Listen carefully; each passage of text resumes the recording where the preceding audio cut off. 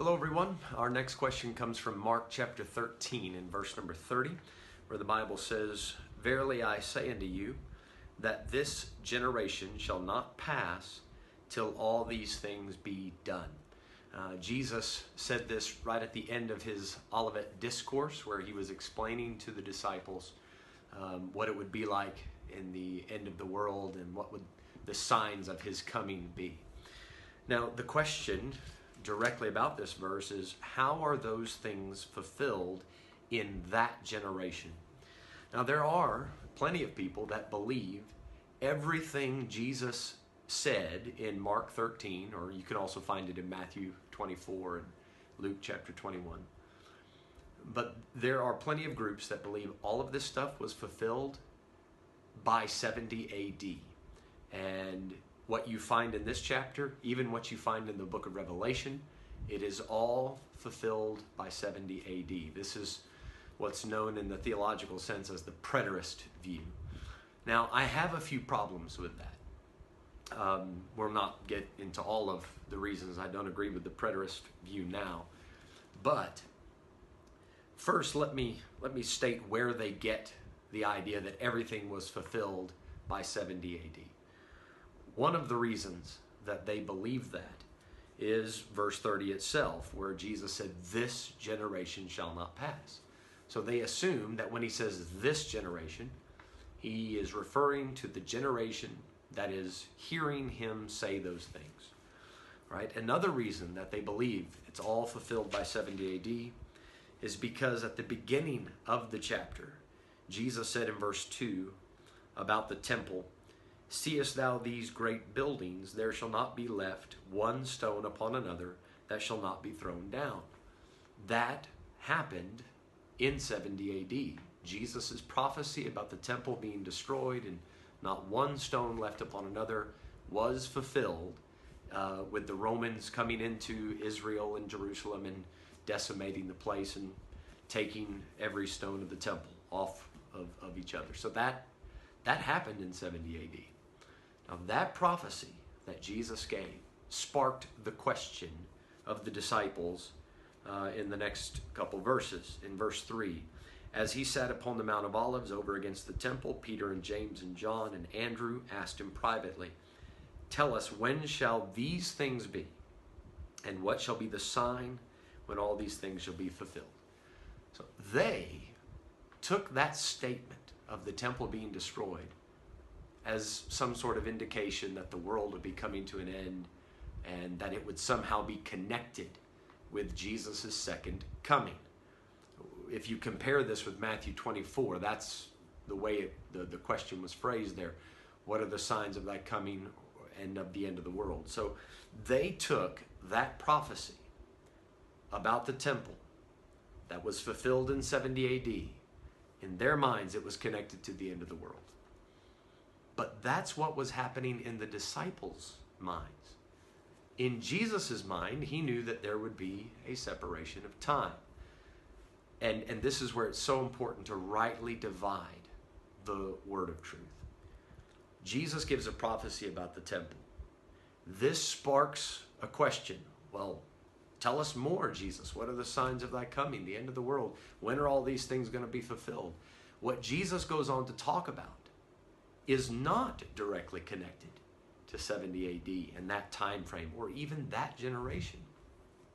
He goes on to talk about what is still going to be happening in the future, what we often refer to as the tribulation time.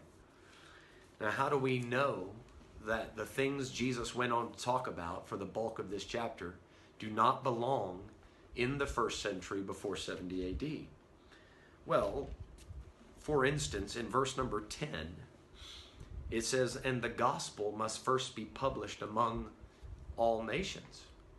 Well, the gospel certainly wasn't published among all nations before 70 AD. So clearly, what Jesus is referring to as he goes through this chapter doesn't belong in that historical setting. It's something that future generations would see happening. Also, he talks about the abomination of desolation in verse 14, standing in the holy place.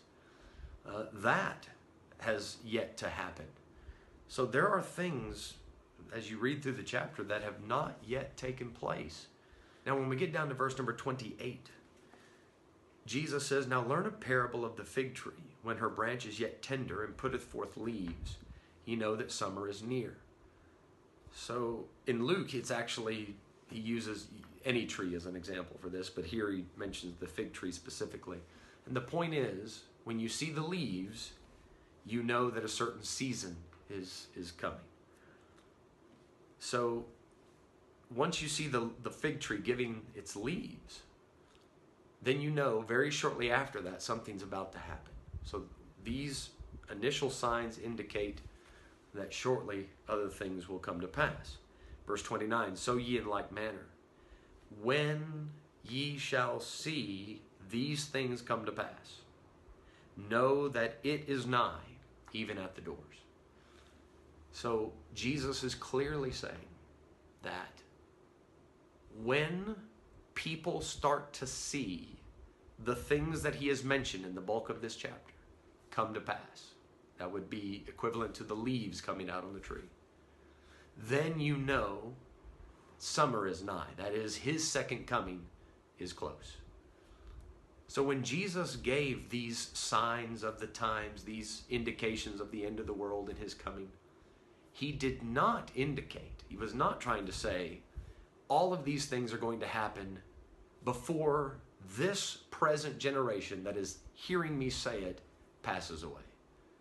He was saying that there will be a generation that sees these things happen. And when they start to see these various signs that he mentioned throughout the chapter come to pass, then it won't take dozens or hundreds of years for everything to be fulfilled. That same generation that starts to see those signs happen, before that generation passes on, everything will be fulfilled. He will come back, establish his kingdom, and so forth. So I don't agree with the idea that everything was fulfilled before 70 AD. I don't think Jesus is saying that his predictions were limited to the generation that heard him say it. Rather, when we get to verse 30 and he says, "This generation shall not pass," according to the immediate context, verse 28, 29, this generation is a reference to the generation that sees the fulfillment of all of these various signs put together. And that generation will not pass, as Jesus says, till all these things be done. So that same generation will get to see him physically come back to the earth. So I hope that helps with this question. If there's anything else that I can help with, please feel free to leave a question or a comment in the section below.